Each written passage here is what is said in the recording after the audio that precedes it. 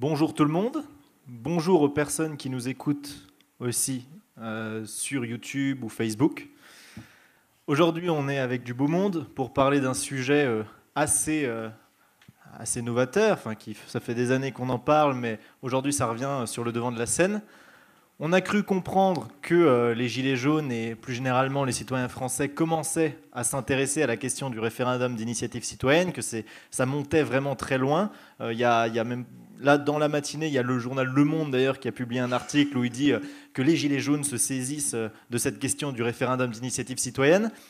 Du coup, on s'est dit, il faut qu'on en parle, il faut qu'on fasse une conférence avec des personnes qui savent de quoi il s'agit et qu'on déblaye un peu tout ce qu'il faut savoir sur cet outil, pourquoi ça peut nous permettre de faire une véritable révolution citoyenne. Et donc, je vais me présenter rapidement et après, je laisserai tout le plateau se présenter. Donc moi, pour ceux qui ne me connaissent pas, je suis Julien Malara de la chaîne Demos Kratos. Les techniciens sont aussi dans l'équipe de Demos Kratos. Je fais des vidéos sur la démocratie depuis maintenant 3 ans. J'ai commencé en parlant du référendum d'initiative populaire, parce que voilà, pour moi, c'est un outil vraiment révolutionnaire. Je ne suis affilié à aucun parti politique. Je soutiens les Gilets jaunes, comme j'ai soutenu d'autres mobilisations. Je suis écolo, enfin voilà. Je pense que c'est tout. Je vais laisser la parole peut-être de ma gauche jusqu'à ma droite. Bonjour tout le monde. Alors moi c'est Maxime Nicole, je fais des vidéos d'information sur les blocages qui ont lieu depuis le 17 novembre partout sur le territoire sous le nom de Flyrider où j'ai une chaîne qui s'appelle Flyrider Info Blocage. Donc je suis de près ce qui se passe. Je voulais participer, donc j'ai été invité à venir ici parce que il se trouve que j'ai beaucoup de vues sur les réseaux sociaux et je pense qu'il est important pour la suite du mouvement de réfléchir de façon intelligente à qu'est-ce qu'on peut faire pour récupérer la gestion de notre pays. Et ce fameux référendum d'initiative citoyenne, moi, m'intrigue énormément. Donc je suis venu ici pour essayer de poser des questions à des personnes qui connaissent ce référendum, pour moi en apprendre et essayer de faire en sorte que tout le monde puisse en apprendre aussi. Voilà. Alors moi, c'est Léo Giraud. Je suis un citoyen qui s'intéresse depuis 10 ans à la citoyenneté. J'ai commencé tout de suite à m'intéresser au référendum d'initiative citoyenne parce que ça me semblait être une bonne idée de pouvoir proposer et annuler des lois. Et puis par la suite, je me suis intéressé à la Constitution, c'est-à-dire peut-être pas simplement des petites lois, mais changer les bases de nos institutions, quoi. Et donc, je me suis intéressé aux travaux d'Étienne Chouard. J'ai commencé à m'intéresser au processus constituant, la nature du processus constituant, puis aux assemblées citoyennes, à l'intelligence collective. Et de fil en aiguille, comme ça, mon expérience m'a ramené au RIC. Le référendum d'initiative citoyenne étant potentiellement la porte ouverte à toutes les choses que je voudrais mettre en place. Moi, mon truc, c'est de faire du citoyen le législateur, en fait. Et pour ça, il y aurait plein de possibilités, mais le RIC semble être la première étape qui permettra d'aboutir à un monde vraiment démocratique. Donc voilà, du RIC, j'en suis arrivé au RIC pour pouvoir installer toutes ces autres choses que j'ai découvertes entre les deux. Voilà. Je m'appelle Yvan Bachot, je vais avoir 80 ans en avril. Je suis marié depuis 59 ans avec une femme admirable puisqu'elle me supporte. J'ai 2 enfants, très grands enfants et 3 petits-enfants. J'étais dentiste à Chasse-sur-Rhône, donc je suis un peu de la région. Au point de vue politique, je me classe comme gaulliste de gauche, ce qui est assez normal puisque mes 2 parents étaient médaillés de la Résistance. Je n'ai en revanche jamais été membre ni sympathisant d'aucun parti, mais depuis quelques décennies, avec des copains, on a fait des associations, le MIP, le MIC et RIC France, enfin des micro-associations à connotation politique, pour pouvoir se présenter aux élections, à toutes les élections, comme les candidats des citoyens. Alors, en 2002, on était avec Concordat Citoyen, qui était un mouvement national qui avait comme revendication le RIC, évidemment, le vote blanc, et que les juges soient jugés, non pas par leurs copains, quand par miracle ils étaient jugés pour leurs conneries, mais par des citoyens tirés au sort. En 2007, on avait réussi à avoir une cinquantaine de candidats, et même en enrôlant la famille et les amis proches, et en bougeant un peu l'association, on avait une liste pour les européennes en 2009, sans bulletin, bien sûr, hein, puisqu'on n'avait pas les moyens de le faire. Et ça nous a fait obtenir 3 clips officiels pour la campagne que vous pouvez trouver dans les archives, dans la rubrique archives de ric-france.fr, qui sont en plein dans l'actualité. Je voudrais dire aussi que si tout le monde, la plupart des groupes Gilets jaunes comprennent bien qu'avec le RIC, on peut tout obtenir, eh bien, on aura, c'est pas la peine, qu'ils en fassent logiquement, s'ils ont compris ça, leur unique revendication, eh bien, on l'obtiendra assez facilement. Je voudrais terminer par une citation de Victor Hugo. « Rien n'est plus fort qu'une idée dont l'heure est venue ».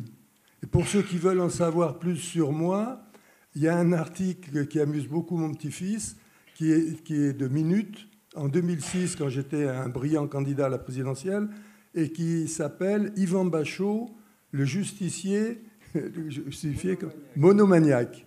Et c'est un article qui est amusant et très juste. Voilà.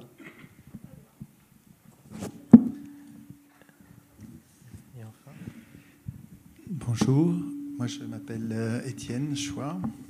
Je me bagarre depuis 13 ans, 2004-2005, pour une démocratie digne de ce nom. En fait, la bagarre est partie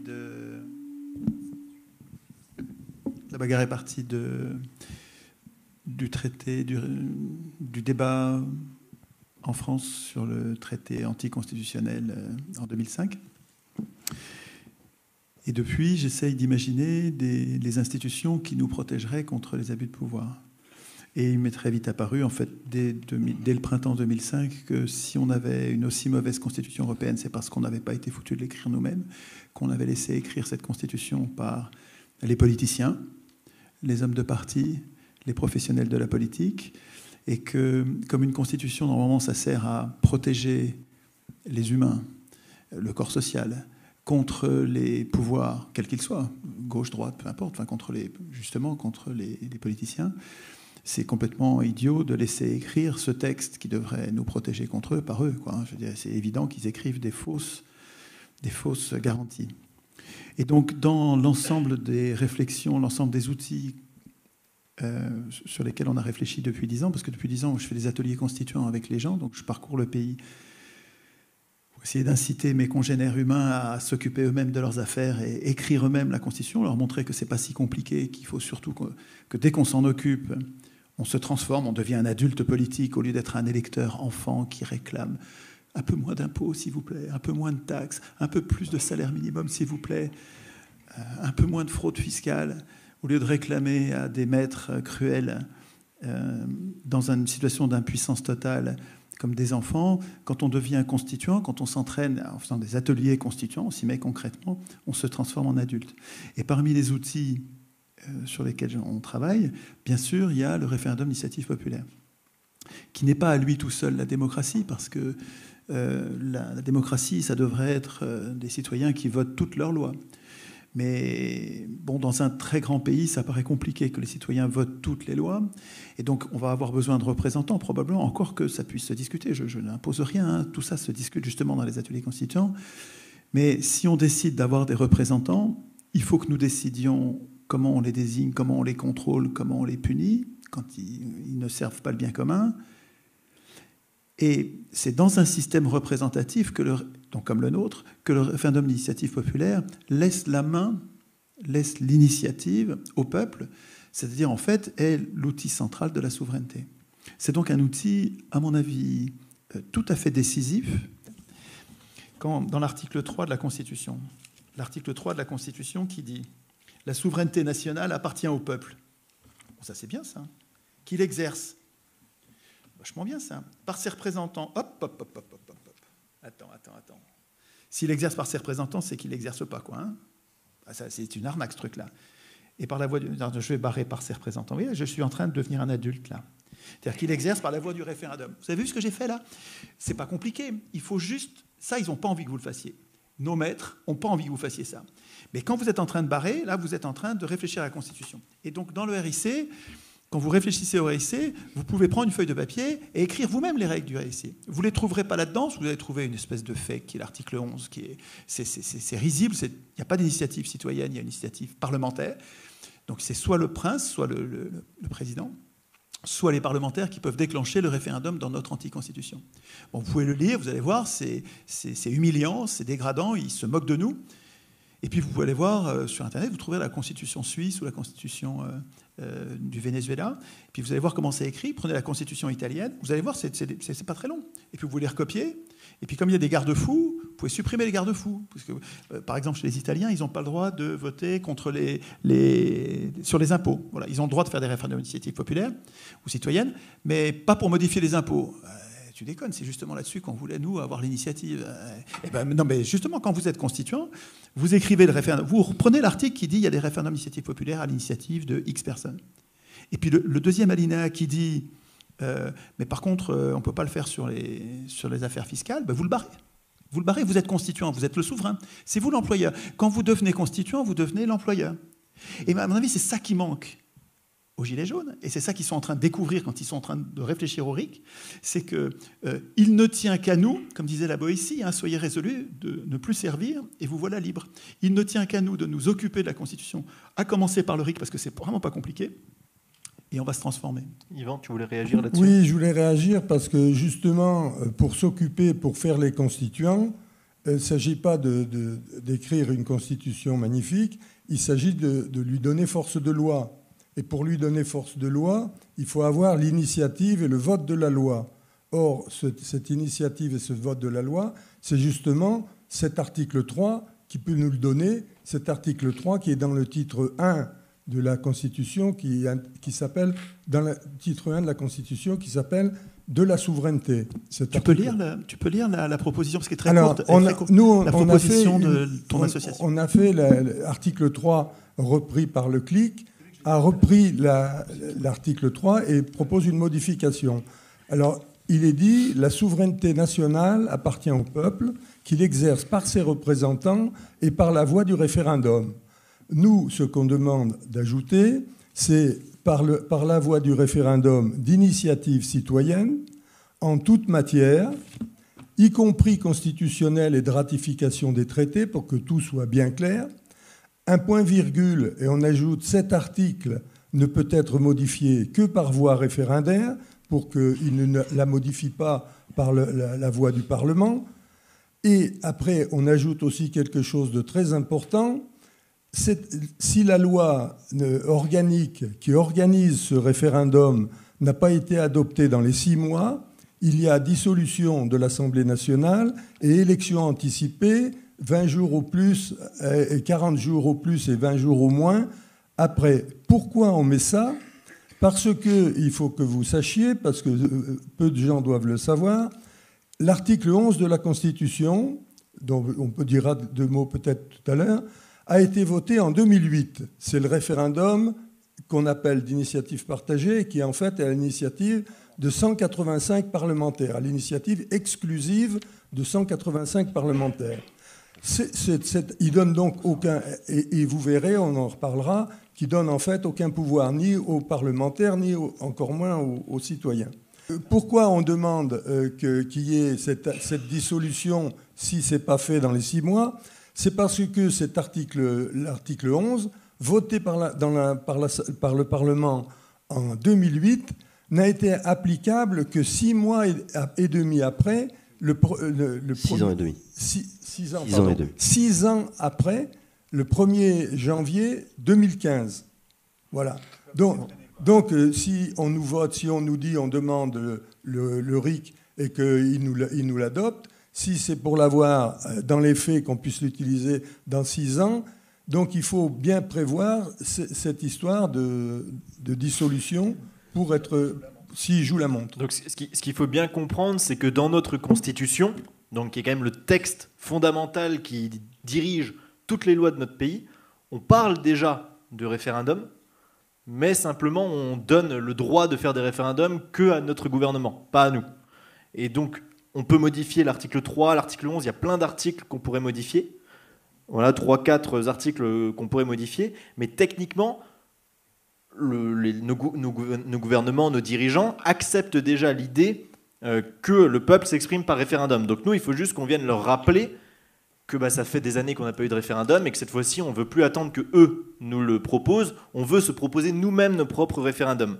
Et avant d'aller dans la partie technique de comment on change cette constitution, notamment l'article 3, j'aimerais demander à la salle, est-ce qu'il y a un point technique sur ce référendum d'initiative citoyenne que vous n'avez pas compris? Il faut une revendication commune, parce qu'en fait, de dire on veut la démocratie ou on veut 1 milliard de trucs, c'est trop difficile aussi pour le pouvoir de répondre à ça. Parce que, surtout qu'ils vont faire comme d'habitude. Si on a 10 revendications, ils vont prendre les 2 moins contraignantes pour eux. C'est ça. Ils vont les accepter, dire bon, on vous a baissé le gasoil à 1,20 € et on vous a déjà fait, d'ailleurs, augmenté le SMIC de 150 balles. Alors, on peut pas tout faire, on n'a pas de sous. Et c'est pour Et le RIC, ils vont le foutre de côté, ça fait qu'encore une fois on s'attaque aux miettes de pain et puis au final on repart pour un tour, quoi. C'est pour ça qu'il faut bien faire attention à l'idée qu'on demande le référendum d'initiative citoyenne, donc ça veut dire nous qui décidons de ce qu'on veut ensuite, et en toute matière, bon je monte derrière parce que c'est écrit, mais en toute matière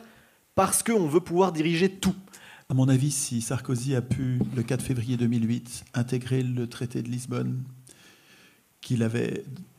que nous avions refusé, puisque c'était exactement le même, au mot près. On a calculé, on a un tableau Excel dans lequel on a tous les mots et tous les articles du traité de 2005, et on a tous les mots et traités du traité de Lisbonne. Ils ont juste mis tout en désordre, mais tout y est, et donc ils nous ont imposé par voie, en 2008, c'était un coup d'État, c'était un viol, on s'est fait violer politiquement, et ils nous ont imposé par voie parlementaire ce qu'on venait de refuser par référendum. Mais donc s'il a pu le faire, c'est d'une part parce qu'il n'y avait pas de constitution digne de ce nom pour nous protéger, mais il n'y avait pas non plus de citoyens. Je me rappelle, on était 1000 à Paris sous la flotte, il pleuvait, pour protester devant le palais de Versailles où ils étaient réunis en congrès, à trahir la nation, trahir la patrie, à nous livrer à l'Union européenne, qui est un projet de domination tyrannique. Et il n'y avait pas de citoyens pour râler, quoi. Les citoyens s'en foutent. Je veux dire, il n'y a pas de citoyens, en fait. Il n'y a que des électeurs, c'est-à-dire des enfants endormis devant la télé. Et ce qui se passe avec les Gilets jaunes, c'est que les électeurs en question sont en train de se réveiller, de se transformer, des adolescents qui deviennent adultes.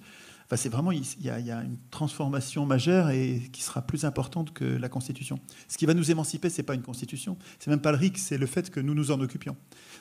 Le RIC, c'est un outil dans les mains d'humains qui sont en train de prendre conscience que s'ils ne s'occupent pas eux-mêmes de leurs affaires, et c'est vraiment ça qu'on voit avec les Gilets jaunes, quoi. Les Gilets jaunes réclament un SMIC à 1300 et des retraites mini à 1200. Ils réclament aussi des salaires maxi à 15 000.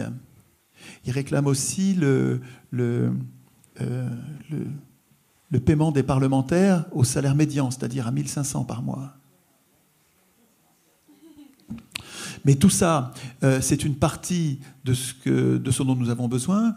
Et si nous présentons comme ça 40 points au milieu duquel on trouve le RIC,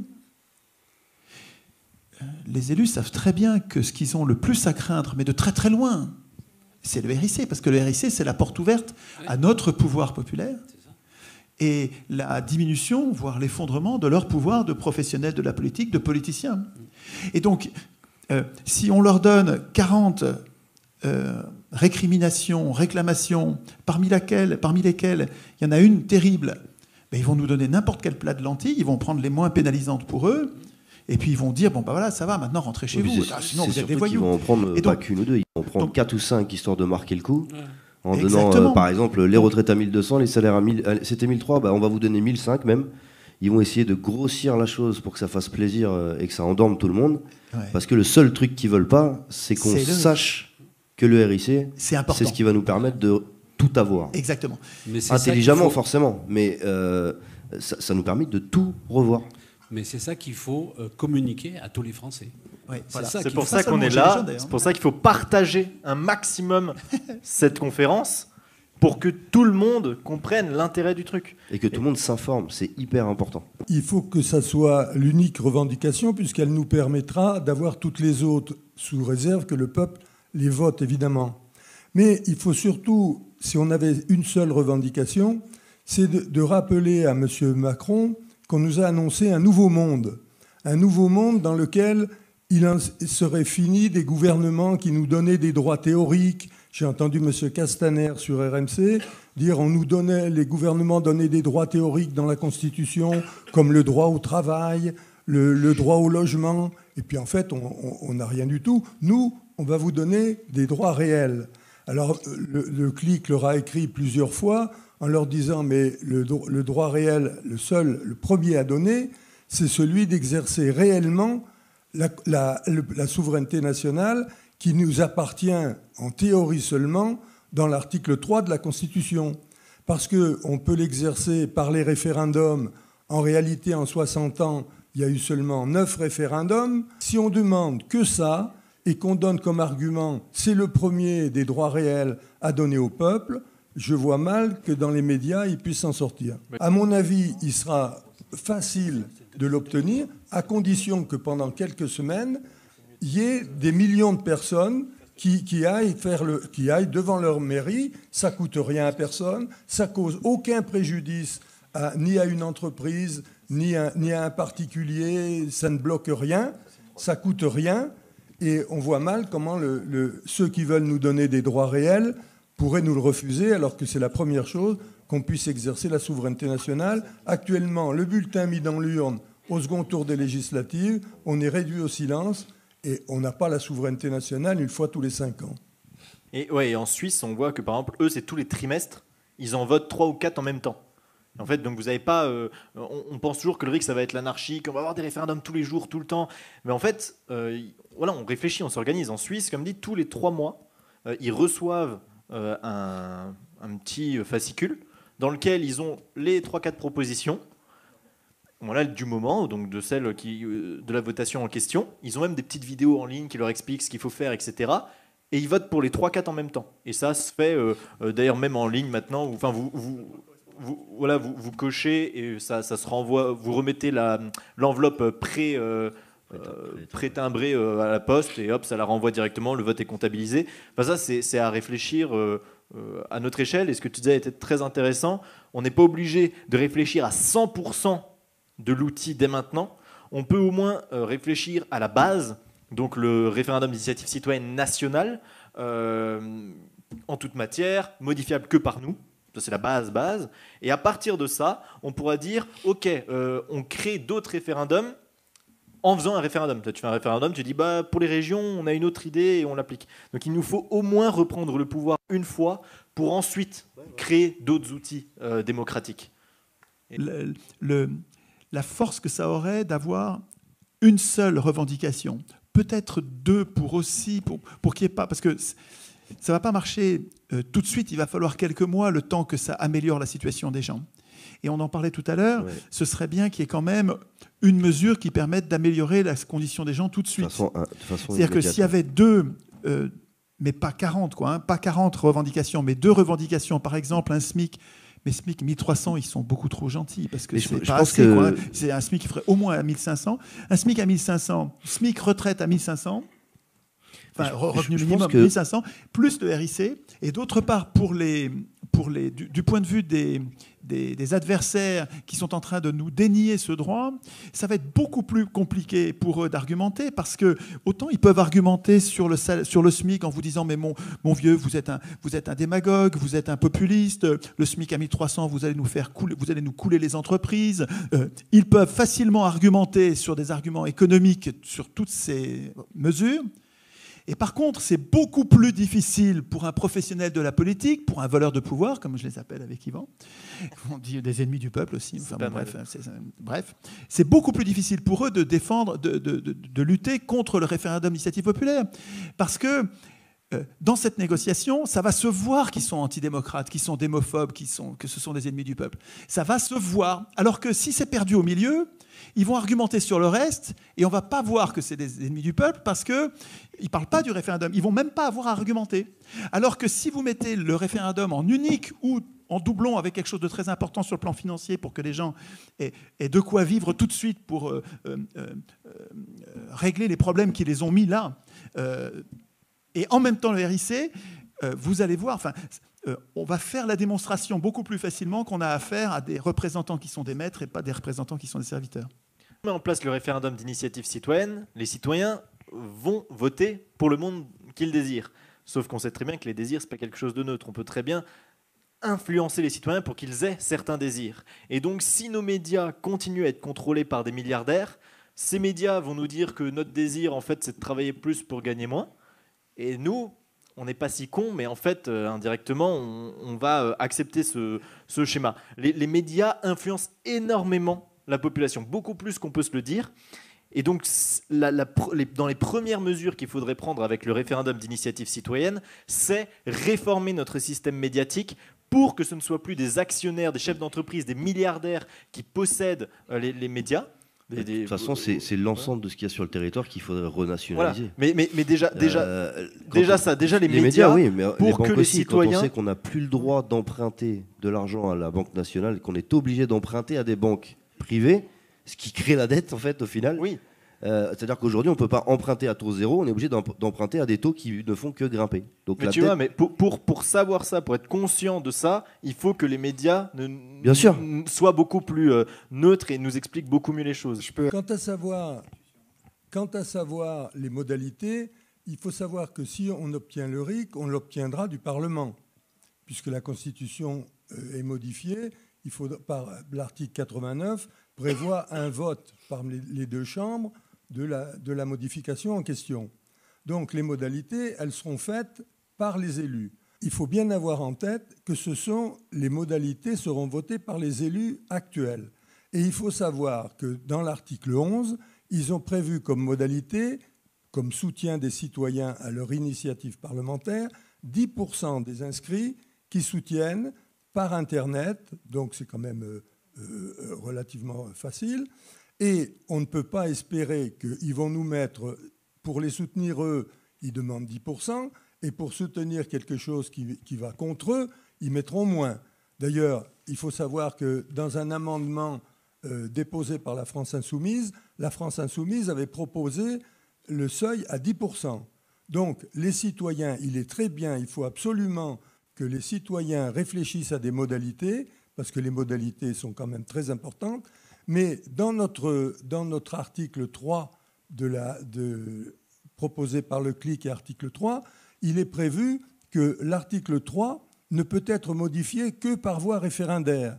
C'est-à-dire, en fait, peu importe les modalités qui nous pondront, on ne peut pas attendre moins de 10%, mais on pourra, par voie référendaire, au premier référendum, on pourra modifier, comme le peuple, dans ses travaux, aura proposé quelque chose, on pourra le soumettre à référendum, et même mieux, on pourra soumettre dans un premier référendum des modalités d'une constituante tirée au sort, mais des modalités bien élaborées, faciles à comprendre par les citoyens, et tout de suite, on aura la constitution qu'il nous faut avec les modalités qu'eux auront mis au départ et qui seront changées par cette Assemblée constituante. Juste pour les modalités, il y a un exemple très concret de comment on arrive à prendre les modalités que les citoyens ont réfléchi sur tous les ronds-points, dans tous les coins, etc.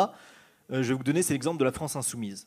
Le Monde a publié il n'y a pas longtemps un rapport, un article où il explique que les revendications des Gilets jaunes sont très proches de celles de la France Insoumise. Et pourquoi Le Monde s'est rendu compte de ça? C'est parce que le programme de la France Insoumise a été écrit d'une manière assez innovante, c'est-à-dire qu'on a tiré au sort des citoyens qui ont été réunis pendant plusieurs semaines, voire mois, pour écrire le programme. Et en fait, le programme est une synthèse de ce que ces citoyens tirés au sort ont écrit.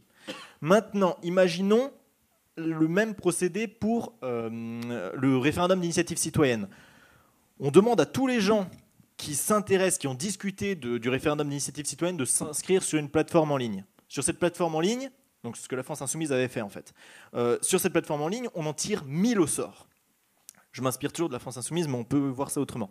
On en tire 1000 au sort, on les met dans une salle pendant 1 mois, avec des experts qui viennent leur expliquer des trucs, ils débattent, ils écrivent un résumé en fait de tout ce qu'ils décident. Donc là, on a réuni les modalités. Pourquoi tirer au sort? Parce qu'en fait, en tirant au sort, statistiquement, on va tomber sur l'opinion de la population. C'est pour ça que le programme de la France Insoumise est proche des Gilets jaunes, parce qu'en fait, statistiquement, vu qu'ils ont tiré au sort, bah, c'est proche de ce que le peuple veut.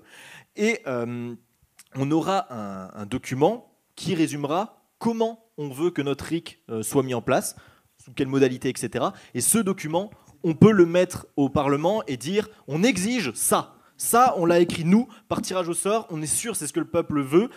Vous demandez par référendum au peuple que ce qu'on a écrit à 1000, il soit d'accord. Ils font un référendum, ils demandent, le peuple est d'accord, ok. Hop, les élus le passent. Et s'ils ne le passent pas, ils accepteront l'idée qu'on n'est pas en démocratie. Mais voilà. Le mouvement des Gilets jaunes, s'il arrive à s'emparer de ce truc-là, avant que le mouvement s'arrête à cause des violences ou à cause de représentants nommés trop vite et qui vont nous vendre et nous demander de rentrer chez nous trop vite, si le mouvement continue... Parce que ce qui se passe sur les ronds-points, là, c'est que le niveau monte, le niveau d'exigence, de conscience, et puis on passe du législatif au constituant. Il y a quelque chose qui se passe et qui ne se voit pas, mais qui a un niveau de conscience qui monte, qui va transformer, je pense, l'exercice de la politique après. Alors on va prendre la question dans le public. Alors j'ai juste Et après on passera à la dame là-haut. Oui, une petite question en fait. C'est par rapport en fait au discours qu'on entend depuis le début de la conférence. D'ailleurs, je vous remercie en tout cas de participer avec les citoyens à ce genre de débat. En fait, on a l'impression que d'un côté, on a une réalité où on étouffe, où les médias justement sont complètement, on va dire, injustes vis-à-vis de la réalité. Tout est déformé. On se retrouve avec des histoires comme Eric. Enfin, c'est juste scandaleux. Malheureusement, ça c'est le quotidien de tout citoyen qui reste chez lui, qui regarde la télé. Et de l'autre côté, on a un monde où on se dit, bah ouais, on pourrait avoir notre voix qui a un impact direct sur la politique en France. Moi, en fait, j'ai juste une question, c'est quelle est la transition entre les deux? On parle du cas où on a le pouvoir, on peut aboutir à toutes les demandes qu'on a, et de l'autre, on se retrouve enfermé par des répressions, par des médias, par, comme vous l'expliquiez tout à l'heure, avec des argumentations qui sont plus du tout recevables aujourd'hui. Quelle est la transition entre ces deux phases? Ben moi, j'ai un avis de gilet jaune. Moi. Super, je t'écoute. Moi, je pense qu'à partir du moment où on a modifié ça, on récupère la gestion. Donc c'est petit à petit que ça va se passer. C'est pour ça que j'en parlais avec Étienne ce matin. Je disais il faudrait qu'on ait en accompagnement de ce RIC une mesure forte sur le pouvoir d'achat en même temps sur l'instant T. Parce qu'on ne peut pas se dire, comme ça va être en transition, ça va durer 2, 3, 4, 5, 6 mois pour essayer d'organiser des assemblées constituantes sur toutes les villes. Le fait de tout remonter les informations, de les synthétiser, de proposer de modifier tel ou tel article, ça peut durer 1, 2, 3 ans peut-être. Sauf que, en tout, sauf que c'est 3 ans où on va dans le bon sens. C'est plus 3 ans où on subit encore une politique de merde où on va se retrouver à se saigner les veines parce qu'on peut plus, quoi. Donc au final, la réponse, c'est faisons perdurer le plus longtemps possible ce mouvement, voilà. Violence, pas violence, et continuons de faire du lobbying citoyen, organisons-nous dans chaque commune, dans chaque ville, et maintenant, soyons unis pour aboutir dans 3 ans à un vrai référendum entendu par nos politiques. Voilà. Alors, besoin de 3 ans, je pense. Au niveau de la violence, elle est orchestrée. Alors là, je vais bien assumer ce que je dis, parce que M. Castaner, ça ne va pas lui plaire ce que je vais dire. Mais la violence est orchestrée par l'État. Pourquoi ? Parce qu'il est tellement plus facile de discréditer tout ça et de faire éteindre le feu avec une grosse lance à incendie, ça ils aiment bien, surtout les CRS, que de laisser faire ça. Si les gens deviennent intelligents et s'instruisent, aïe, ça pique. Et ça les dérange. Le fait qu'on se conscientise et le fait qu'on devienne réfléchi sur ça, ça leur fait peur. Donc ils essaieront de toute façon de casser les gens, ou du moins de pousser la violence de façon à ce que les gens se dispersent et éteignent le mouvement. Sauf qu'ils n'y arrivent pas. Léo, ça les emmerde. Est-ce que tu veux réagir un peu sur ces... Je voulais juste faire une petite réaction par rapport à la violence et à la poursuite potentielle du mouvement. Si vous voulez que ce mouvement continue, il faut surtout faire tout ce que vous pouvez, tous, pour éviter la violence. Le gouvernement, il la cherche, cette violence, et c'est un moyen pour eux de mettre fin au truc. Donc, en gros, il y a 80% de la population française, il y a 83%, préciserait Yvan, de la population française qui soutient le RIC. Si vous voulez... Qui soutient les Gilets jaunes, tu veux dire? Non, le Surtout... RIC. Ah, le RIC, déjà? Le RIC. Okay. Et il y a 75 à 80% des Français qui soutiennent le mouvement des Gilets jaunes. Il faut qu'on reste dans ces stats-là. Si y a de la violence un peu partout, ça ne va pas le faire. Et surtout, une petite note sur Paris.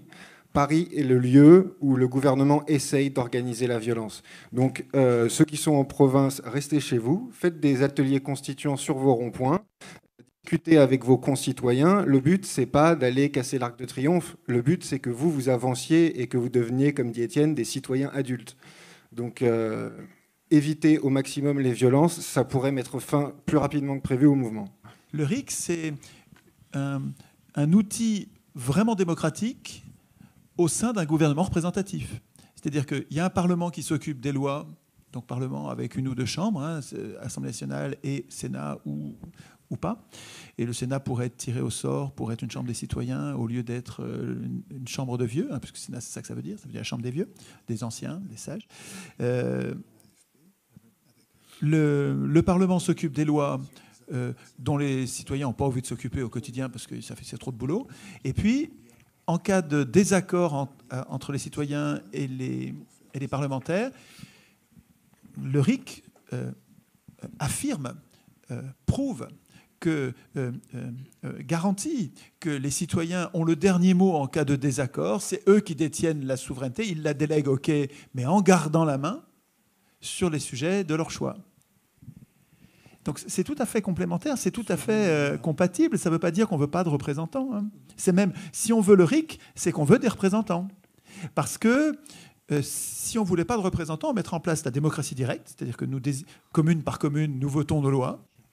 Et à ce moment-là, on n'a pas besoin de RIC, puisque toutes les lois, on les vote. Après, le RIC, c'est peut-être aussi une première étape, c'est-à-dire apprendre déjà au peuple à, dans un système représentatif, reprendre du pouvoir. Ça n'exclut pas la démocratie directe plus tard, parce que, pour ma part, c'est quand même le but final, mais c'est sûr qu'on ne peut pas y arriver du jour au lendemain. Là, il y a sûrement une discussion constituante, à savoir si la démocratie, stricto sensu, c'est-à-dire le vote des lois par les citoyens eux-mêmes, est la meilleure organisation possible. Voilà. Ce qui n'est pas tout à fait certain. Il y a peut-être une aristocratie réelle, avec un choix des meilleurs, avec une révocabilité à tout moment, les meilleurs et les 500 candidats. La démocratie liquide, par exemple, par oui. exemple, voilà. C'est-à-dire qu'il y a peut-être des systèmes d'aristocratie réelle sous contrôle citoyen permanent qui donneraient de meilleurs résultats que demander son avis à tout le monde à des gens qui, pour beaucoup, s'en fichent. Oui, donc c'est peut-être qui ne sont pas qualifiés. Ou qui ne sont pas qualifiés. Voilà. Mais c'est peut-être pas la démocratie le meilleur régime. Donc, mais ça, c'est, à mon avis, ce qu'il faut, c'est que le processus constituant soit démocratique. Mais après ça, les citoyens, dans leur processus constituant, ils ne sont pas obligés de mettre en place une démocratie pure et dure. Pourquoi ? S'il se trouve que c'est meilleur qu'un régime représentatif bien contrôlé, dans lequel ils ont bien pensé la représentation. Tout à l'heure, j'aurais bien voulu vous dire un mot sur la représentation, là, quand vous en avez parlé. On y reviendra. Parce que les Gilets jaunes vont avoir un problème de représentation qui est le même problème que nous allons avoir, nous, quand on va instituer la société tout entière. Mais parmi eux, les Gilets jaunes ont un problème de représentation. Ils ont besoin de représentants, parce qu'ils sont nombreux. Ils commencent à être des centaines de mille, donc il faut vraiment qu'il y ait des représentants. Et en même temps, on est toujours trahi par les représentants. Même s'ils sont gentils, de bonne volonté, trahis, ça ne veut pas dire corrompus, ça ne veut pas dire qu'ils ont été payés. Et ça peut être qu'ils ont été influencés, ça peut être qu'on leur a menti, ça peut être qu'on les a intimidés, qu'on leur a fait peur. Donc, à partir du moment où on a des représentants, c'est un point de faiblesse qui fait que le truc peut nous échapper. Donc, c'est contradictoire. On a besoin de représentants et ils vont nous trahir. En tout cas, il y a un risque qu'ils nous trahissent, un risque fort qu'ils nous trahissent. Et donc, l'idée, c'est qu'il existe des institutions, donc des règles, une organisation qui permet aux gens qui ont besoin d'être représentés de bien désigner leurs représentants. Et ça se discute. Il faudrait que sur les ronds-points, on discute comment on va désigner nos représentants, et puis qu'on contrôle, et il faut qu'on discute comment on le contrôle. Par exemple, il faut que, à chaque fois qu'il y a une négociation, ce soit filmé en live et on puisse voir comment ils nous représentent. Et comme ça nous donne le moyen de, quand on trouve qu'ils nous représentent mal, ça nous donne le moyen de le révoquer parce qu'on estime qu'il nous a mal représentés. Et donc, ces règles de la représentation, il faut y penser avant d'être représenté. Or, le problème, c'est qu'entraîné par le mouvement, vous avez été conduit, et c'est normal, on va avoir la même chose, on va avoir le même problème dans notre société, au niveau global. Une des premières choses que nous allons avoir à faire, nous autres humains qui voulons vivre ensemble et qui avons besoin de représentants, c'est de déterminer les procédures de nous-mêmes, de déterminer nous-mêmes les procédures de la représentation. Et il ne faut pas que ce soit des représentants qui déterminent ça. Il faut que ce soit chacun d'entre nous qui pense la représentation. Désignation, contrôle, révocation. Il faut qu'on y pense avant et ensuite désigner les représentants. Et ça, c'est quelque chose que les Gilets jaunes devraient faire. Et ce faisant, d'ailleurs, ils sont en train d'être constituants parce qu'ils sont en train de se préparer à quelque chose qu'il faudra faire au niveau de la société. Il faut, pour contrôler ça, il faut que ça soit fait par des citoyens tirés au sort et qui veilleront à ce que l'information soit donnée. C'est capital, ça. C'est capital. Et là, Yvan, je vous présente Yvan Bachot, c'est vraiment un lutteur remarquable. Il faut vraiment connaître ce gars-là. Et vous devriez l'aider en vous inscrivant à son association. C'est un vétéran, mais vous avez vu la pêche qu'il a, c'est incroyable. Il se bagarre contre les politiciens toute sa vie depuis. C'est incroyable. Et là, il vient de faire un atelier constituant, c'est-à-dire qu'il vient de penser au contrôle des pouvoirs qu'il est en train d'instituer, et il le règle avec une chambre de citoyens tirés au sort. Et vous allez voir dans les ateliers constituants, on a 5 pouvoirs, le pouvoir législatif, bien sûr, exécutif, judiciaire, et bien sûr, aujourd'hui, on pense au pouvoir médiatique et au pouvoir bancaire, le pouvoir monétaire, que Montesquieu ne pouvait pas imaginer, mais qu'il faudrait que nous imaginions. Et chacun de ces 5 pouvoirs doit être contrôlé pour nous protéger. Et pour les contrôler, à chaque fois, c'est les chambres de contrôle tirées au sort. Et c'est vraiment, ça marche à tous les coups. Vous désignez une chambre ad hoc, pouvoir par pouvoir, et vous avez un contrôle qui sera de bien meilleure qualité que quand on juge les juges par les juges, les policiers par les policiers, etc. Il faut vraiment les chambres de contrôle. Mais ça, c'est à nous de l'instituer. Donc c'est à nous. C'est ça qui est central dans l'idée des ateliers constituants, c'est que si on veut une constitution digne de ce nom, si on veut se protéger des abus de pouvoir, y compris, et si on veut un vrai RIC digne de ce nom, il faut qu'on l'institue nous-mêmes. Alors, je veux bien accepter l'idée que si on est 10 millions dans la rue, concentré sur le RIC, que nous avons écrit nous, et qu'il faut juste retranscrire dans la Constitution parce qu'on l'impose, parce qu'on est des millions, je veux bien croire qu'on y arrivera. Mais, à mon avis, ils refuseront. Et il faudra qu'on les foute dehors. Il faudra qu'on les foute dehors à coups de pompe dans le derrière et puis qu'on l'écrive. Mais il faut d'abord qu'on se focalise. Si vous voulez, il ne faut pas faire ça trop tôt. C'est pas aujourd'hui qu'il faut aller mettre le pouvoir dehors. Il faut d'abord qu'on ait mis au point notre projet. Mais pas le projet. Il faut qu'on se soit habitué à y penser nous. C'est rond-point par rond-point, péage par péage. Il faut que les gens se transforment. Parce que la Constitution, une très bonne Constitution, s'il n'y a pas des soldats démocratiques derrière pour la faire appliquer, ça ne marchera pas. Ce qui est fabuleux avec ces gilets jaunes qui se soulèvent, ce qui est fabuleux, c'est qu'ils s'occupent de leurs affaires. Ils sont en train de monter en puissance sur la conscience et l'exigence. Ça, c'est épatant, quoi. Et c'est ça qu'il faut entretenir. Mais là, ce que tu dis, que voilà, nos représentants n'accepteraient pas ou ce serait très compliqué, etc., c'est si tu penses surtout La République En Marche, PS et les Républicains. Tu regardes sur d'autres initiatives, Ma Voix, La France Insoumise, l'UPR ou d'autres partis qui pourraient être nos représentants. Au final, c'est possible qu'ils soient élus un jour. Avec eux, ce serait beaucoup plus simple. Donc il ne faut peut-être pas que réfléchir de dégager tout le monde dans le même tas, tous les politiciens dans le même tas et le peuple face à eux, mais plutôt se dire, dans les politiciens, il y en a qui, c'est sûr, ils vont dire non. Macron... les gilets jaunes n'en veulent aucun, c'est sûr, ça. Mais ce qu'on dit depuis avant... C'est pour ça que j'interviens. Oui, mais ce qu'on dit depuis avant, c'est que c'est les parlementaires qui vont devoir faire passer le texte qu'on leur a donné. Donc ça veut dire qu'il va falloir des parlementaires. Si les parlementaires font passer le texte, on va les surveiller. Mais avant qu'on les surveille, et il nous faudra le RIC pour les surveiller. Donc les parlementaires qui mettront le RIC en place, il faut faire attention. Ce ne sera pas des parlementaires, les Républicains, ce ne sera pas des parlementaires En Marche qui vont mettre le RIC en place. Par contre, oui, c'est eux qui sont majoritaires pour l'instant, mais ça va être très compliqué. C'est pour ça que je dis, ne nous détournons pas totalement des élections législatives ou présidentielles, parce qu'il va falloir composer avec les futurs députés, les futurs présidents, etc., pour faire passer le RIC. C'est ce qu'on dit depuis avant. Les députés vont faire passer le RIC. On peut faire pression, mais c'est plus facile de faire pression sur certains députés que sur d'autres. Faire pression sur des gauchistes qui sont déjà convaincus du truc, c'est plus facile que sur des mecs de droite. Le collectif Ma Voix, ce qu'il propose, c'est de passer par les élections classiques, donc les législatives, mais de ne pas proposer de candidat. Ils proposent d'ailleurs leur affiche, elle est très belle, c'est un miroir, vous vous voyez dedans. Et en fait, vous votez pour Ma Voix, et une fois que Ma Voix arrive au pouvoir, eh bien, ça passe par un site internet qui fonctionne un peu sur le principe du référendum d'initiative citoyenne, ou du moins l'intelligence collective. Si un député Ma Voix est élu, il n'y a pas de député en fait, et c'est les citoyens qui décident, ou si il y a un député qui est élu, mais c'est les citoyens qui décident de tout ce que le député va faire. Et ça peut être intéressant si vous voulez créer un parti gilet jaune, mais qui ne serait pas un parti du coup, c'est de dire, pareil que Ma Voix, c'est une idée parmi tant d'autres, c'est pas une personne qu'on met en avant, c'est un collectif. Et il y aura une personne forcément, parce que c'est le jeu de la Ve République, il faut une personne, mais cette personne, elle va être super contrôlée, et nous, on va décider sur Internet de ce que cette personne va faire. Un porte-parole sans pouvoir de décision. Voilà, et c'est Ma Voix, et si la personne de Ma Voix veut rajouter quelque chose à ce que j'ai dit. Oui, juste, non, mais c'était parfait. Simplement, les députés étaient tirés au sort, effectivement. C'est un principe que j'adore, le tirage au sort. Mais il y a plein de vidéos Ma Voix pour vous renseigner, c'est tout documenté. Moi, je voulais juste dire que je souhaiterais vraiment participer à des initiatives, comme on a entendu là, d'aller faire le siège des médias. Donc ça, ce serait plutôt à Paris, d'une part, et puis le siège des mairies une fois par semaine, etc. Je m'inscrirais volontiers dans ce genre de démarche qui me semble potentiellement percutante. Moi, ça me plairait beaucoup, ce genre d'action. Il faut se rapprocher de Sylvain Baron, qui travaille beaucoup là-dessus.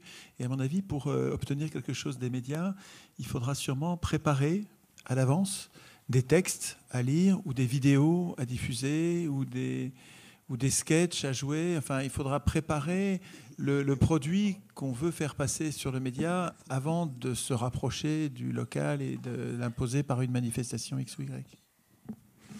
Mais on pourrait aussi, les gilets jaunes, les gens qui veulent faire pression sur le système de domination sans bloquer le système pour que le truc puisse durer et sans que les citoyens soient pénalisés, de la même manière que pour l'instant ils rendent les autoroutes gratuites, ce qui est littéralement un droit pour les citoyens qui ont déjà payé les autoroutes et qui ne devraient plus payer.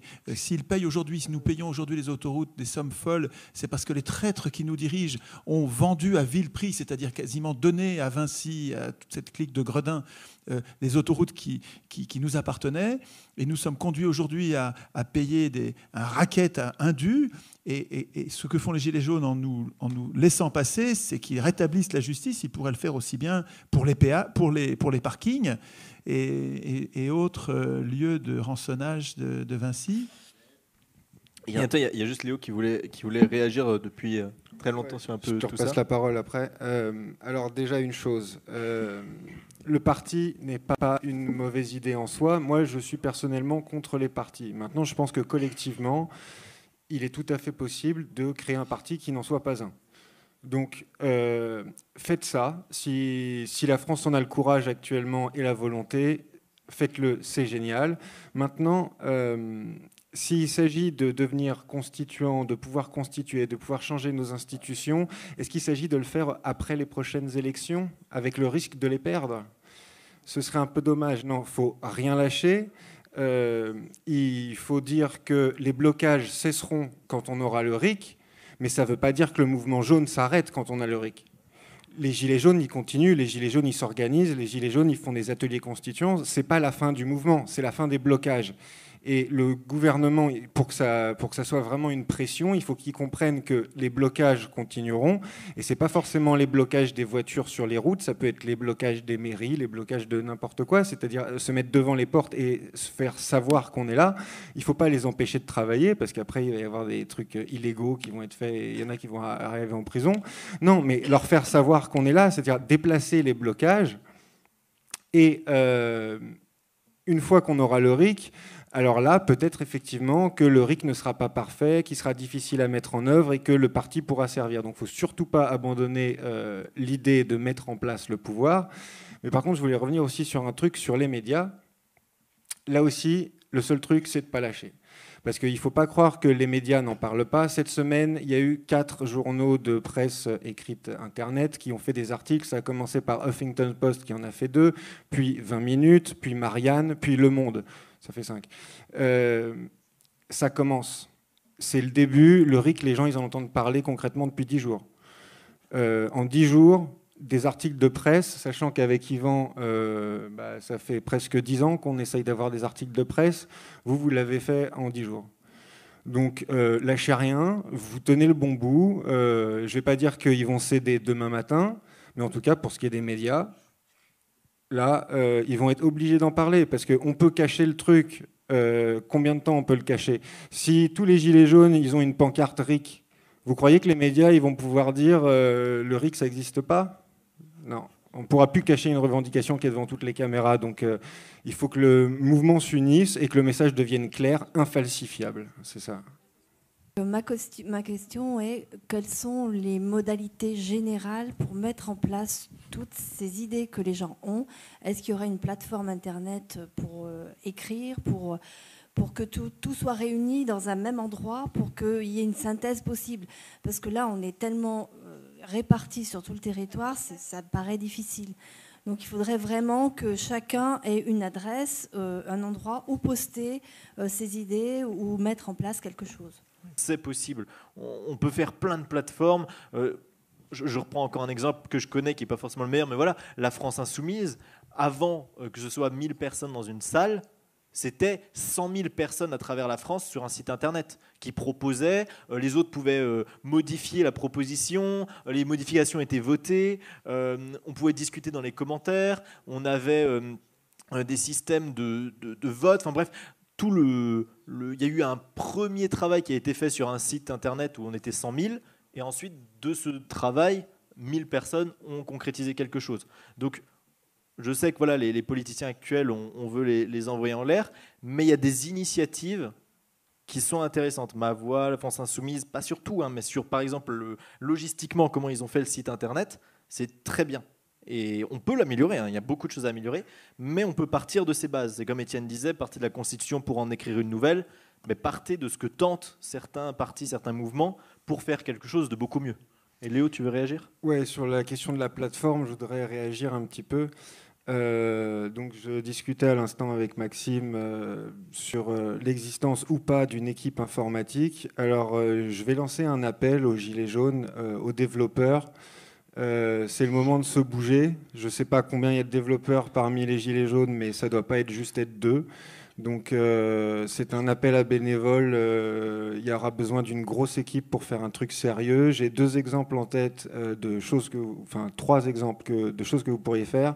Le premier, ce serait de regarder quels sites fonctionnent à l'étranger et de voir s'il y a moyen de les copier ou même carrément d'en faire une copie conforme parce qu'il y en a qui sont open source.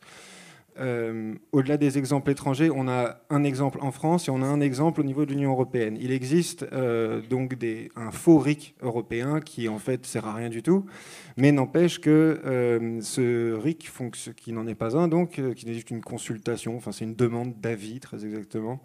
Non, c'est une invitation à donner un avis. Ils ne sont même pas obligés d'en donner un avis. Ouais, alors oui, article 11 du TFE. Dans les 2 cas, c'est l'article 11. Donc ces 2 plateformes pour ces 2 articles 11, il y en a une à l'échelle européenne, celle-là, donc elle est open source. Donc il y a moyen de bosser dessus. C'est un petit peu trop compliqué pour moi, je l'ai téléchargé il y a quelques temps, je comprends rien du tout. Mais je suppose qu'il y a des gens parmi vous qui pourraient très bien avoir le niveau conséquent pour en faire une plateforme des Gilets jaunes qui servent à quelque chose. Et il y en a une deuxième qui est sortie il n'y a pas longtemps, alors je ne sais pas exactement quand, mais c'est marrant, elle est sortie dans Le Monde hier. Donc pour l'article 11 français, il existe maintenant une plateforme pour récolter les soutiens aux pétitions des parlementaires. Alors ce qui est dommage, c'est qu'il n'y a jamais eu de proposition de parlementaires. Donc vous ne pouvez rien soutenir dessus sur la plateforme. Mais bon, cette plateforme existe, donc peut-être qu'elle est copiable, j'en sais rien, ou même contraindre le gouvernement à nous céder les droits de cette plateforme, parce que de toute façon, si on impose le RIC, c'est une plateforme comme ça qu'on utilisera, donc pourquoi pas partir tout de suite depuis le bon modèle de plateforme. Mais en tout cas, voilà, appel aux informaticiens, développeurs. Je pense que les Gilets jaunes ont besoin d'un coup de main pour se centraliser, parce que c'est pas une petite équipe informatique qu'il faut, là, il y a un peu de boulot.